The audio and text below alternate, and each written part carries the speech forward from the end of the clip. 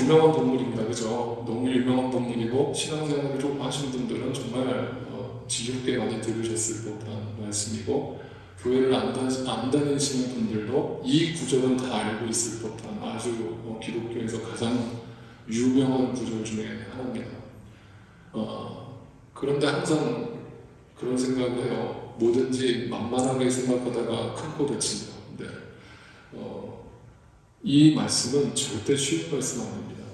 쉬운 말씀 아니라서 고린도 교인들은 이 말을 이해 못했을 겁니다. 제가 장담하건대 이 사도 바울의 편지를 이해 못했을 거예요. 그리고 뭐 어쩌라고 사랑하는 거 모르나? 왜 뻔한 얘기를 해? 하면서 그냥 흘러넘겼을 겁니다.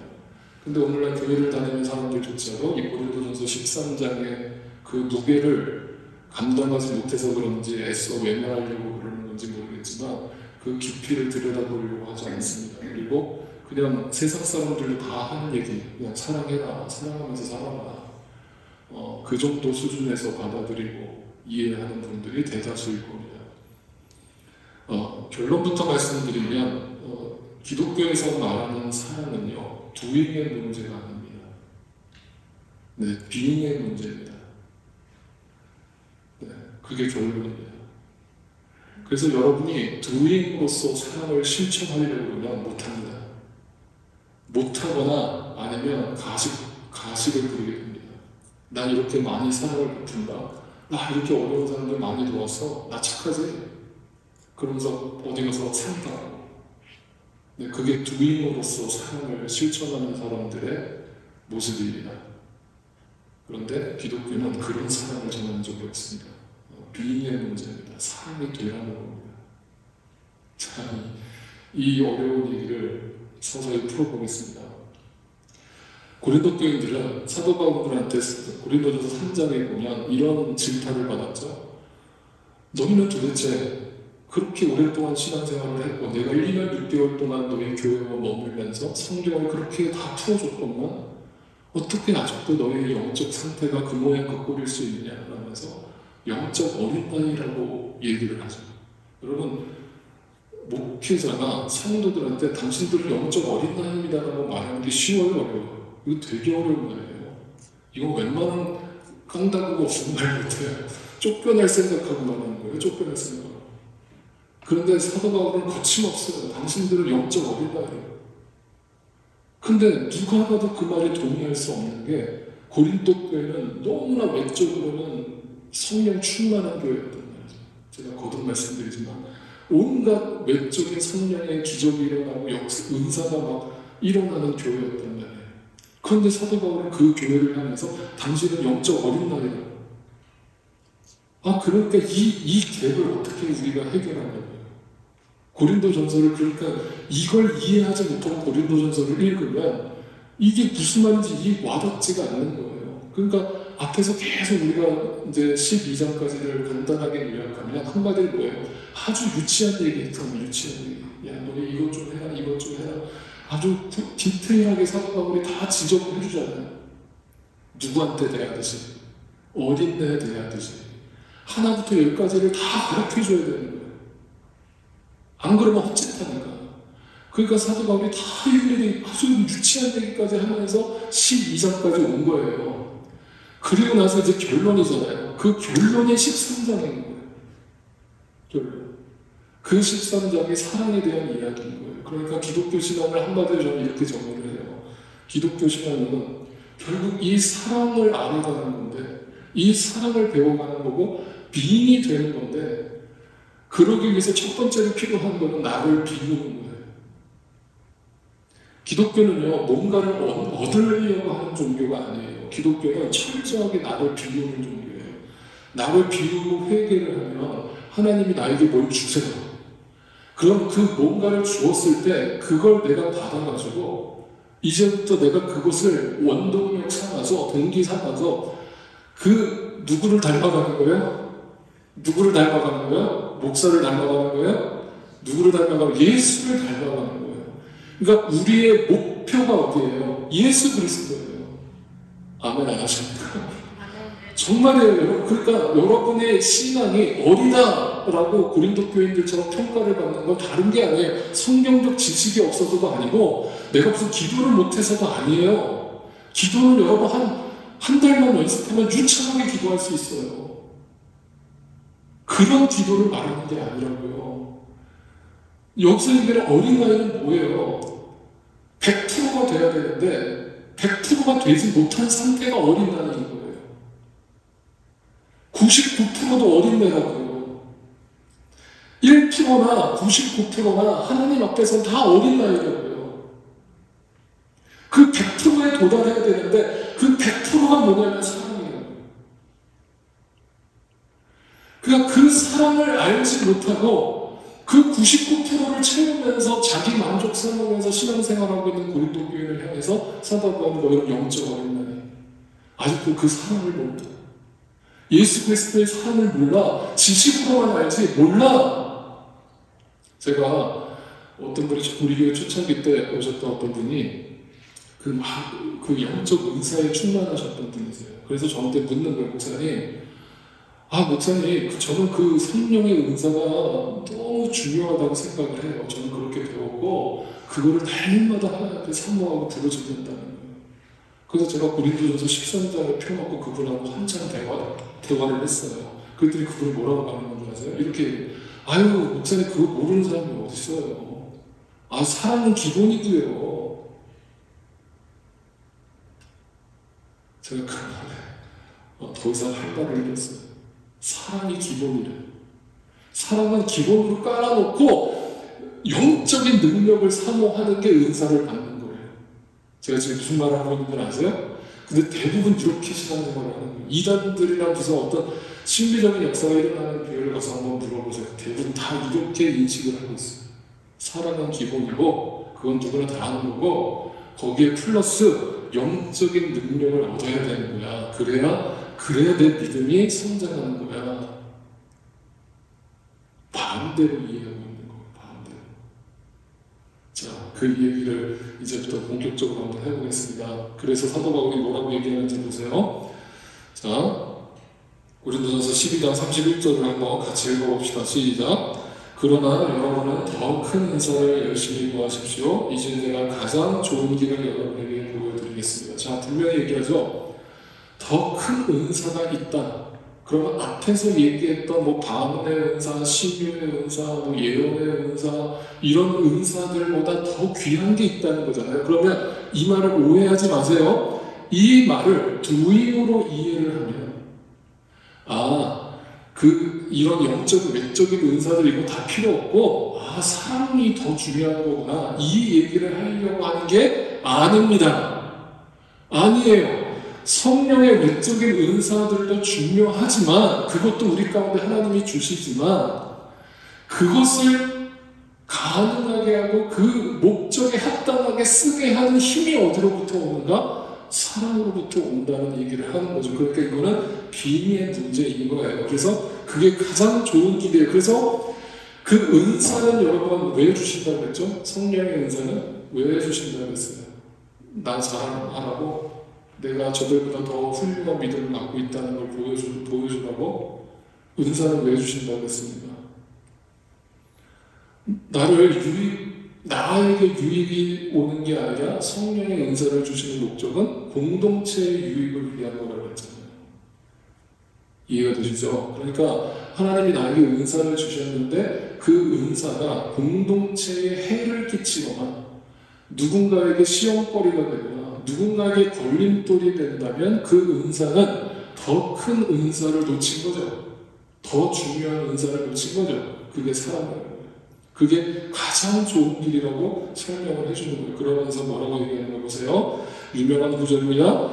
내가 사람의 모든 말과 천사의 말, 사람의 모든 말은 뭐예요? 예언이에요. 하나님의 말씀을 전하는 거예요. 설교하는 거예요. 그런데 천사의 말은 또 뭐예요? 반언이에요. 하나님의 영적인 언어가 있다는 거예요. 그 말을 할지라도 여기서 한다라고 하는 것은 뭐예요? doing이죠. doing을 하는데 그 doing에다가 초점을 두지 말고 비의 문제로 다시 돌이키는 거예요. 뭐가? 사랑이 없으면. 네가 사랑이 아니면 이거예요.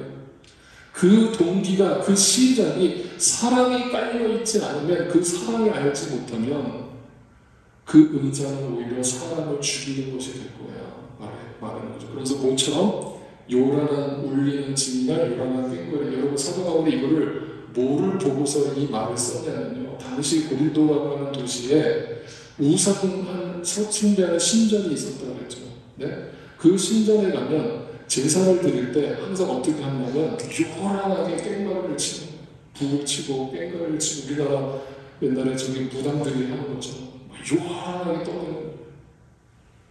그런데 고린도 교회가 마치 겉으로 보면 그 세상 우상 숭배하는 그 신전에서 드리는 그 예배 모습하고 똑같은 거예요. 요란한데 그 안에 비의 문제가 해결되지 않았어.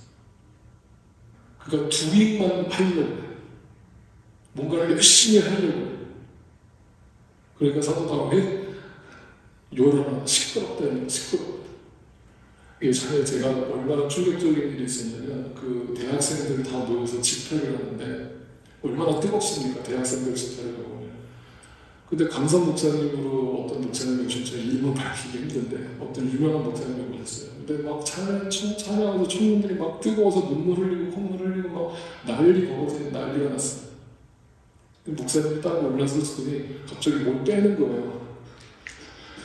뭔지 귀에서 귀마개를 빼시는 거예요. 귀마개를. 네. 너무 시끄러워서 귀를 막고 있었던 거예요. 목사님이. 그러면서 여러분의 찬양 소리가 하나도 감동이 안 된다. 근데 그때 그 집회에서 청년들이 다 뒤집어졌어요. 자기들이 형식적인 신앙생활을 하고 있었다는 걸 그때 다 들통났어요. 그 목사님이 전곡을 찔러고 너희는 정말 하나님의 사랑을 알아? 정말 예수 그리스도의 사랑을 알아? 그러면 요란하게 그렇게 소리 지르지 마. 여러분, 부부 사이를 예를 들어 볼게요. 부부 사이가 신혼일 때는 소리 질러요, 안 질러요? 소리 질러요, 안 질러요? 네? 뭐예요? 사랑은 속삭이는 거죠, 여러분? 다 잊어버리셨죠? 사랑은 속삭이는 거예요. 귀에 대고 아주 개미 소리 같이 얘기를 해도 사랑은 들리는 거예요.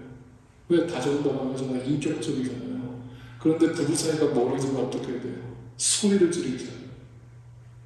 왜 소리를 질러요? 내 목소리, 내가 귀가 먹었어요? 귀가 난 귀 안 먹어서 소리 지르지 마. 하지만 소리를 질러요. 왜? 자기를 알아봐 달라는 거죠. 네? 그리고 내 뜻을 관철시키겠다는 거예요. 그러면 그 소리를 지른다는 건 뭘 뜻하냐면 그만큼 둘 사이가 멀어져 있다는 증거예요. 두 사람의 마음의 거리가 멀어져 있다는 증거예요. 부부가 가까우면 소리 안 질러요. 소리 안 질러요. 속삭입니다. 속삭이세요, 여러분. 네. 아유, 목사님, 나 뜨거운 얘기 하지 마세요. 무슨 이 나이에 속삭이세요. 속삭이세요. 여보, 사랑해. 여보, 고마워. 그게 가까이 있다는 거예요. 근데 멀리 있으면, 저 왼수 막 하면서 막 소리 질러요. 빽빽 소리 질러요. 제가 부부 상담할 때 얼마나 많이 보는지 몰라요. 왜 소리 질러요? 가면 소리 지르지 마요. 다 들려요. 소리 안 들려도 다 말을 알아요.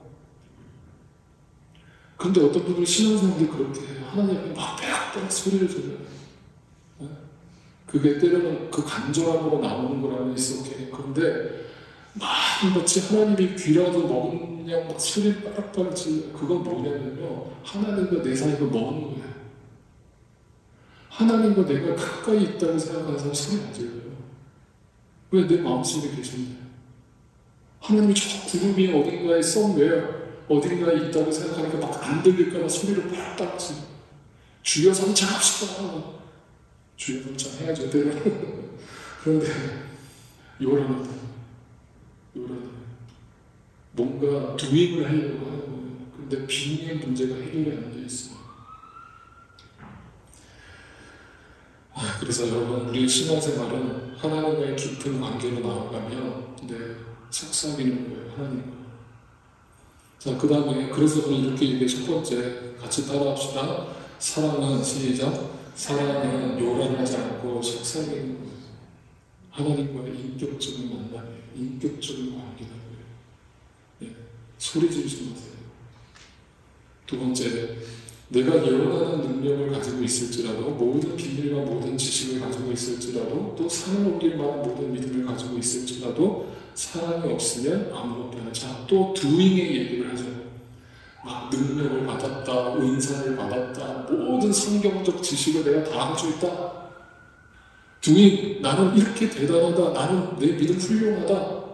그런데 being의 문제가 해결되지 않은 사람은 그거 nothing. Without love, you are nothing. 여러분, 이게 얼마나 충격적인 말이에요. 주님 다시 오시는 날에 이 소리 들을 사람들이 많을 거라는 거예요. 나더러 죽여주려 하는 자마다 천국 들어가는 게 아니다.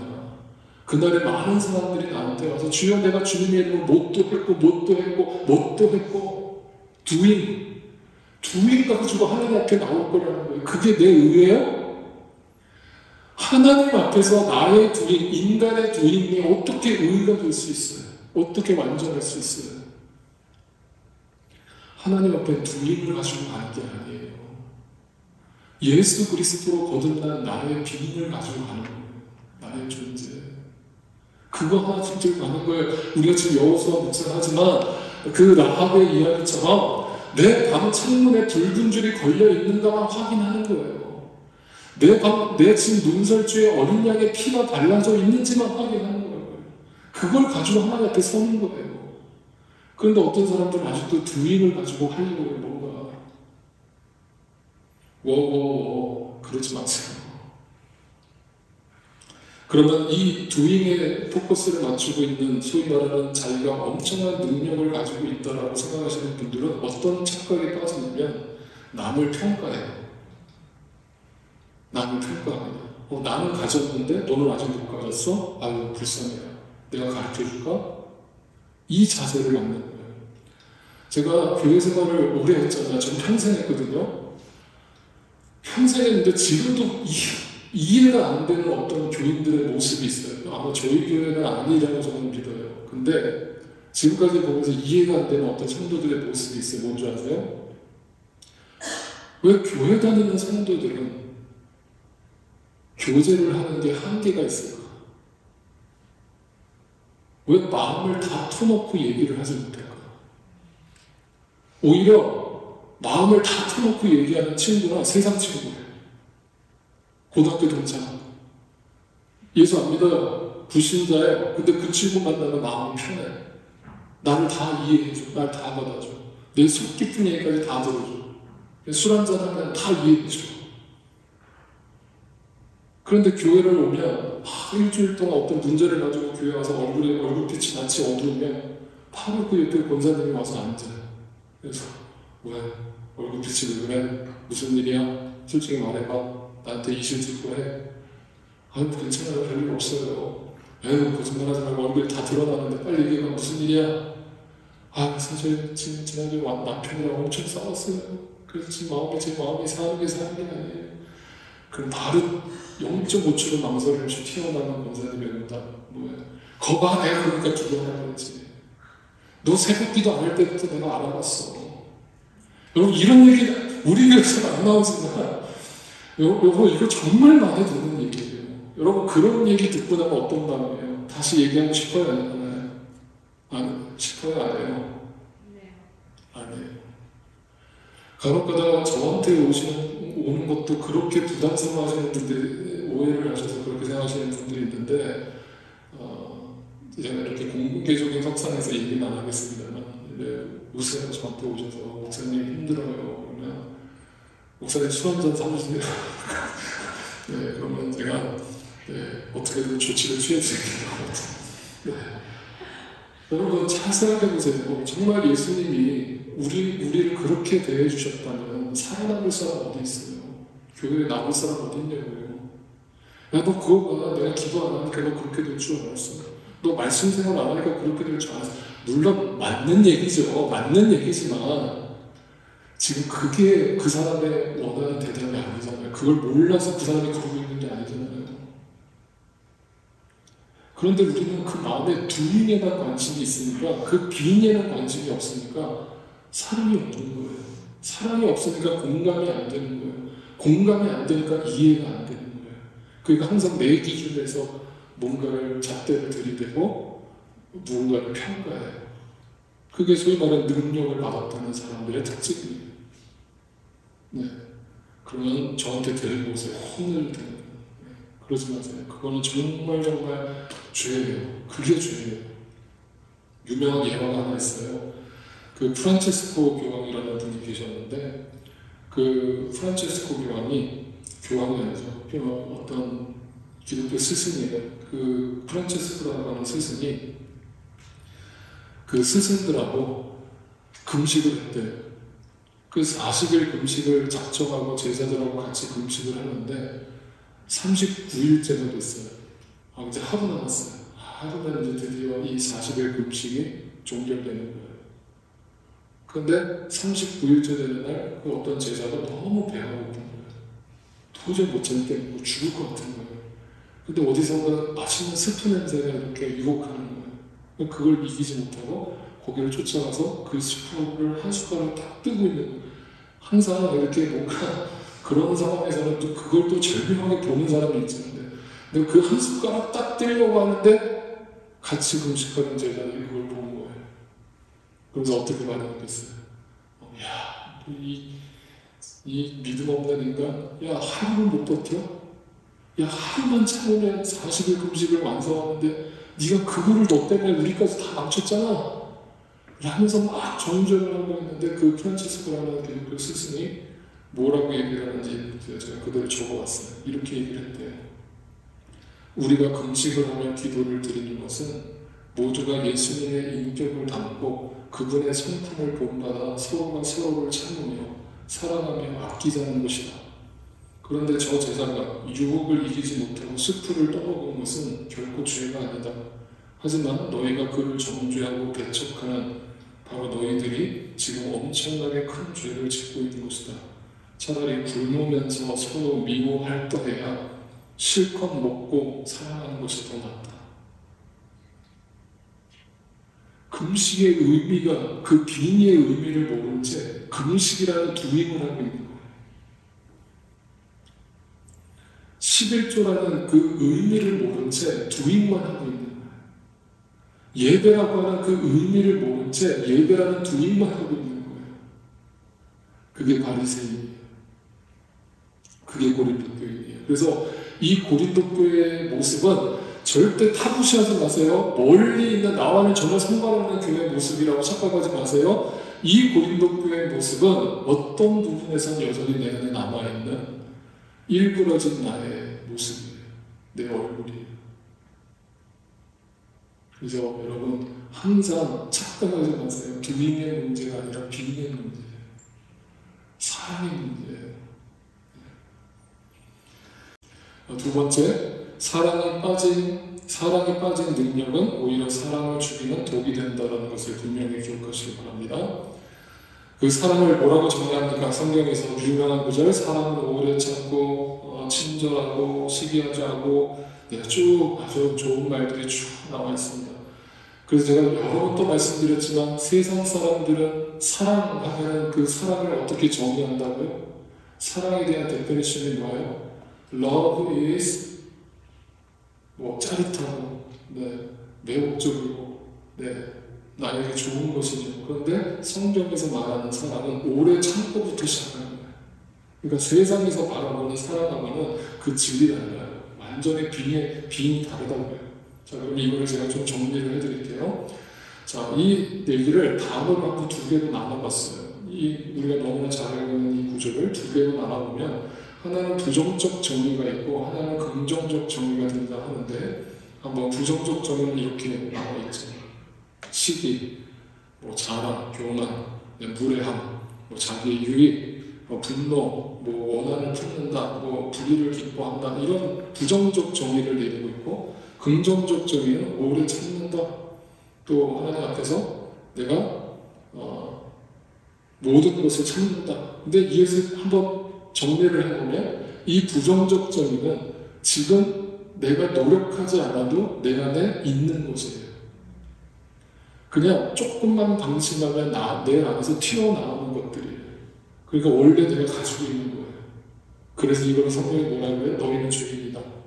너희는 doing의 문제로 이거를 해결하려고 해봐. 안 되지. 절대 안 되지. 늘 자신만일이지. 왜? 이거는 doing의 문제로는 해결이 안 되거든요. 그러면 반대로 얘기한 지금 오래 참는다, 친절하다, 여러분 이 사랑을 이렇게 정의한 긍정적 정의가 우리한테 와닿지 않죠. 와닿지 않죠. 여러분 공감이 잘 안 되죠. 왜 와닿지 않냐면 나에게 없는 것이기 때문에 그렇죠. 내가 가지고 태어난 게 아니에요. 나에게 없어요. 이거를 근데 막 어떤 사람들 가지려고 노력을 하는 거예요. 이걸 doing의 문제로 이해를 해서. 그러니까 그게 돼요, 안 돼요? 안 돼요. 그러니까 어떤 결과가 주어져요? 아까 얘기했죠? 이 나에게 있는 이 부정적 정의를 없는 척해요. 네. 없는 척한다고요. 그래서 거룩한 척해요. 난 사랑이 되게 많은 척해요. 저와 같은 목회자들이 제일 많이 빠지는 함정이에요. 자신은 되게 깨끗한 척을 하는 거예요. 그런데 제가 분명히 말씀드려요. 회칠한 무덤이 되지 마세요. 여러분 안에는 신체 썩는 냄새가 진동하고 있는 거예요. 우리는 절대로 이 부정적 정의에서 벗어나지 못해요. 도인으로 해결이 안 된다고요. 나만 그런 게 아니라 우리가 다 그렇다고요. 다 그렇다고요. 솔직해지자고요. 그래서 제가 분명히 이거를 이렇게 이해를 해드릴게요. 그러면 이 긍정적 정의가 나한테 와닿지 않는 그 증거로서 지금 한번 테스트를 해볼게요. 여러분 한번 이 구절을 이렇게 한번 넣어봅시다. 가로로 제가 쳐놨어요. 거기다가 여러분의 이름을 넣어보세요. 여러분의 이름을. 아셨죠? 여러분의 이름을 한번 넣어서 한번 시작해보세요. 자, 시작. 유영사는 오래 참고 같이 하세요. 같이. 시작. 유영사는 오래 참고 친절합니다. 유영사는 시기하지 않으며 뽐내지 않으며 교만하지 않습니다. 유영사는 무례하지 않으며 자기의 이익을 구하지 않으며 성을 내지 않으며 원한을 품지 않습니다. 유영사는 불의를 기뻐하지 않으며 진리와 함께 기뻐합니다. 유영사는 모든 것을 덮어주며 모든 것을 믿으며 모든 것을 바라며 모든 것을 견딥니다. 자, 아멘. 나는 이렇게 살고 있습니다. 목사님 감사합니다. 또 나를 그렇게 또 인정해 주시네요. 이렇게 만약 고백하시는 분 있으면 손 한번 들어보세요. 손 한번 들어. 솔직해지자고요. 하나님 다 보고 계세요. 네. 찔리죠. 불편하죠. 거기다 내 이름을 넣으니까 이게 은혜가 안 되는 거예요. 나한테 이 모습이 없거든요. 아까 얘기했잖아요. 없다고 내 안에. 근데 이걸 있는 척하고 사는 거예요. 그걸 가식이라고 하는 거예요. 가식. 가식으로는 하나님 앞에 못 선다고요. 하나님은 여러분의 중심을 다 꿰뚫어 본다고요. 그럼 어떻게 할 거예요? 이제 어떻게 할 거예요? 그러면 이게 나는 도저히 내 안에 없다는 것을 확인했어요. 그러면 반대로 한번 뒤집어 봅시다. 여기다가 예수님의 이름을 한번 넣어 봅시다. 자, 예수님의 이름을 넣어서 한번 읽어보세요. 시작. 예수님은 오래 참고 친절합니다. 예수님은 시기하지 않으며 뽐내지 않으며 교만하지 않습니다. 예수님은 무례하지 않으며 자기의 이익을 구하지 않으며 성을 내지 않으며 원한을 품지 않습니다. 예수님은 불의를 기뻐하지 않으며 진리와 함께 기뻐합니다. 평안하죠. 평안하죠. 왠지 다 동의가 되고 수긍이 되고 믿어지죠. 왜요? 예수님이 이렇게 사셨으니까. 그리고 예수님이 이렇게 하실 수 있는 분이니까. 왜? 예수님이 사랑이니까. 하나님의 본질은 사랑이니까. 이거는 하나님이 노력해서 되는 게 아니고 예수님이 노력해서 되는 게 아니고 그냥 예수님 자체가 그런 거예요. 그러니까 이게 예수님한테서 자연스럽게 나오는 거예요. 노력하는 게 아니고. 근데 우리한테는 그게 안 나와요. 왜? 우리는 예수님이 아니니까. 우리는 죄인이니까. 그럼 어떻게 해야 돼요? 이제 정답으로 들어갑니다. 아유, 고린도전서 13장 쉬운 말씀인 줄 알았더니 이렇게 또 깊은 뜻이 또 어려우실 텐데 한번 더 들어보세요. 자, 빙의 문제라고 했습니다. 빙의 문제. 대표적으로 그 예수님의 복음을, 사랑을 두잉으로 애썼던 사람이 있었어요. 진짜 이 두인에 있어서는 이 사람을 따라갈 사람이 없어요. 성경에서. 누굴까요? 네, 베드로입니다. 베드로는 항상 예수님은 빙에 대해서 얘기를 하시는데 그 빙에 대한 응답으로 두임을 응답했던 사람이에요. 예수님 저는요 절대 예수님 배신 안 하고요. 저는 끝까지 예수님 십자가까지 쫓아갈 거고요. 저는 예수님과 함께 죽을 거고요. 예수님 십자가에 달리도록 제가 안 만들 거예요. 저는요 반드시 그렇게 할 겁니다. 저 믿어주세요. 예수님은 그의 빙을 보고 있는 거예요. 베드로야, 네 마음이 진심이라는 거 내가 알아. 그런데 너의 빙은 그렇지가 않아. 너의 빙은 그걸 못해. 네가 과연 나와 함께 죽겠다고? 내 사랑을 네가 정말 안다고? 못해. 내가 분명히 말하지만 베드로야, 너의 두인이 무너지는 순간이 올 텐데 그날이 내가 십자가에 죽는 날일 거야. 그때 닭이 3번 울거든 너는 나를 모른다고 부인할 거야. 너의 두인이 무너질 거야. 너의 확신과 너의 결심과 너의 의지가 산산조각 날 거야. 너는 못해. 네 안에 그게 없어. 사랑하려고 애쓰지 마. 사랑하는 척하지 마. 베드로가, 여러분, 우리가 보통 예수님 붙잡히시던 밤에 닭이 울고 베드로가 그 닭 소리를 듣고 회개를 했다고 생각하잖아요. 그죠? 우리 보통 그렇게 생각하시죠? 근데 성경을 한번 자세히 읽어봅시다. 누가복음에 보면 제가 먼저 그림을 하나 보여드릴게요. 제가 참 좋아하는 그림 중에 하나입니다. 베드로와 예수님의 그 잡히시던 날 밤의 사건을 이렇게 묘사한 화가의 그림이 이 그림밖에 없어요. 제가 다 찾아봤어요. 이 화가는 정확하게 성경이 뭔지를 알고 있는 화가예요. 그래서 그 시선을 놓치지 않고 그림에다가 담아냈어요. 거기서 보면 뭐예요? 예수님이 누구를 쳐다보고 있어요? 베드로를 쳐다보죠. 여러분, 근데 예수님이 쳐다보는 이 눈빛이 여기서는 자세히 안 보이지만 이런 눈빛일까요? 야 베드로, 내가 너 배신한다고 했지? 야 내가 너를 3년 동안 먹여주고 재워주고 내가 너한테 얼마나 애를 쏟았는데 네 어떻게 인간이 그런 거야 그냥. 내가 가만한다고 하면서 그 막 복수에 불타는 눈빛이었을까요? 예수님이? 너 왜 기도 안 해? 왜 말씀 안 봐? 라면서 정죄하는 눈빛이었을까요? 베드로야, 내가 너 사랑한다. 애쓰지 마. 두인이 아니야. 빙이라고. 내가 너를 창조했다고. 내가 너를 잡으라고 삼았다고. 너는 이제부터 내 아들이라고. 빙이 됐다고. 네 노력이 아니라고. 그러니까 잘 보세요. 이 말을 베드로가 닭이 울 때까지는 못 알아들었어요. 베드로가 아직 말을 채 끝내기도 전에 닭이 울었어요. 근데 닭이 울자마자 베드로가 회개하고 나가서 울었다는 얘기가 나와요? 안 나와요. 자세히 보세요. 뭘 본 줄 아세요? 그 다음 구절. 주님께서 돌아서서 베드로를 먼저 보셨어요. 베드로와 예수님이 눈이 마주쳤어요. 예수님과 눈을 마주치자 그 예수님의 눈 속에서는 나를 정죄하는 눈빛이 아니라 나를 있는 그대로 품어주고 수용해주고 받아주시는 사랑의 눈빛이었던 거예요. 그 눈빛을 보고 베드로는 그때 닭 울음소리가 들리는 거예요. 여러분, 닭이 한 번만 울고 끝나요? 꼭 끼워 하면서 끝나는 닭이 있어요? 그거는 노가지를 잡아야죠. 닭은 계속 울어요. 계속 울어요. 그죠? 거의 1시간 동안 울어요. 그러니까 그 전까지 예수님이 자기를 쳐다보기 전까지는 베드로는 그 닭 울음소리가 안 들렸다는 거예요. 이해가 돼서 지금 이 말이 무슨 말인지?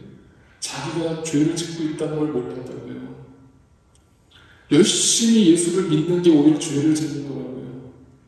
종교인이 되는 거라고요. 그런데 예수님을 보자마자 예수님이 나를 쳐다보고 계시는 그 눈빛을 확인하자마자 그때 닭 울음소리가 들리는 거예요. 그러면서 그때서야 주님이 나한테 하셨던 말씀이 생각나는 거예요. 아, 부인이 아니구나. 내가 헛짓하고 있었구나. 내가 사랑할 수 있다고 생각했구나. 사랑해봐야지 하면서 내가 노력하면서 살았구나. 그건 안 믿는 사람도 다 그 정도는 하는데 그래서 맨날 실패했던 거구나.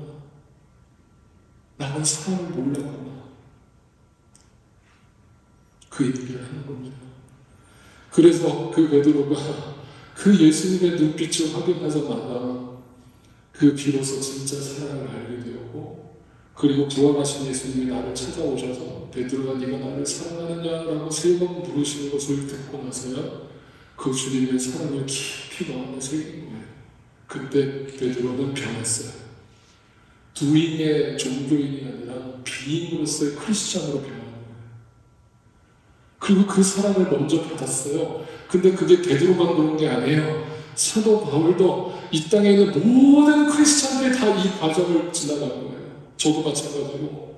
이 과정을 거쳐서 사도 바울이 뭐라고 고백해요? 유명한 구절이에요.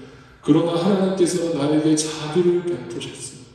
정죄하지 않으셨어요. 그 뜻은 그리스도 예수께서 끝없이 참아주심의 한 사례를 먼저 나에게서 드러내 보이심으로써 앞으로 예수 믿고 영생을 얻으려고 하는 사람들의 본보기로 삼아주시는 거예요. 여러분, 중요한 거 잊지 마세요. 3번째, 사랑은 받아본 사람만 하는 거예요. 그 예수의 사랑의 눈빛을 본 사람만 사랑이 나오는 거예요. 나도 모르게. 그럼 아직 이걸 모르겠어요. 목사님, 저 아직도 두인에 걸려있다가요. 그러면 여러분, 우리가 아직까지 영적 어린아이입니다. 그게 고린도 교회입니다. 그러면 괜찮아요. 그러나 영적 어린아이라는 것은 실망할 필요 없어요. 나는 그래도 태어났다는 거예요. 태어났으면 이제 자라가야 될 시간만 남아있는 거예요. 그럼 내가 죽을 때까지 내가 바라봐야 될 목표가 뭐예요? 예수를 닮는 거예요. 나한테는 절대로 나오지 않는 그 사랑이 예수 그리스도를 통해서 나도 모르게 나오는 그 100%에 도달하게 해달라고 그걸 구하는 게 그게 더 큰 은사라고요.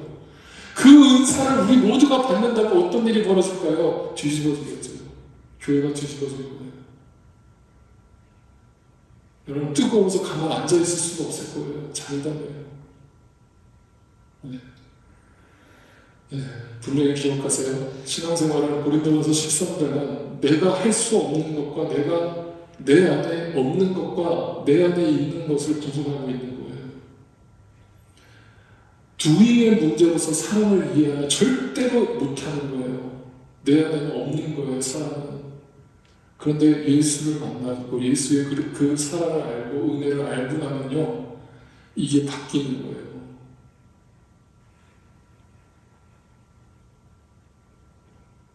이게 바뀌는 거예요.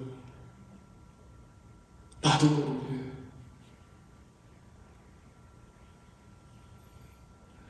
예, 찬양하겠습니다.